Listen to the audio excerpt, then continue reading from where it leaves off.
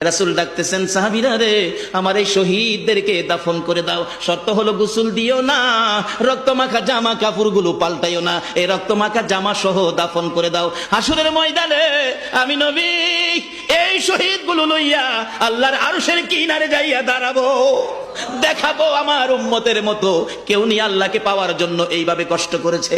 এবার দাফনের কাজ শুরু হলে কিতাব লেখে 69 জনের দাফন শেষ। 70-এর মাথায় আসওয়াদ দূরে পড়ে আছে। আমার নবী 2 কদম সামনে গিয়ে দেখে আসওয়াদ নতুন তরবারি হাতে চিত হয়ে পড়ে আছে, শহীদ হয়ে গেছে। আমার নবী ডাকে, রে আসওয়াদ, মদিনার হুর বিয়ে করতে পাঠাইছিলাম, মদিনার হুর বিয়ে করলি না, যুদ্ধের ময়দানে জীবন দিয়ে বিদায় হলে।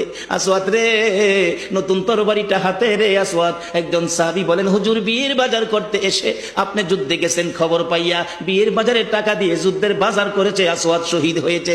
আমার নবী ডাকে, মাবুদ, আমার আসওয়াদকে তুমি কি দিবা গো আল্লাহ? মদিনার হুর নিল না, রাসূলের পক্ষ নিয়ে জীবন দিয়ে দুনিয়ার থেকে বিদায় হলো, আমার আসওয়াদকে তুমি কি দিবা গো আল্লাহ? আসওয়াদের লাশটা ধরে ধরে কবরের দিকে নিয়ে আসতেছে। গোসল লাগবে না, কাফন লাগবে না, শুধু দাফন করে দিবে। আমার নবী আসওয়াদের কবরের পাশে দাঁড়াইয়া মুস্কি মুস্কি হাসতেছেন। সাহাবীরা আরজ করেন, ইয়া রাসূলুল্লাহ, এই কবরের পাশে হাসতেছেন কেন, ব্যাপার কি? আমার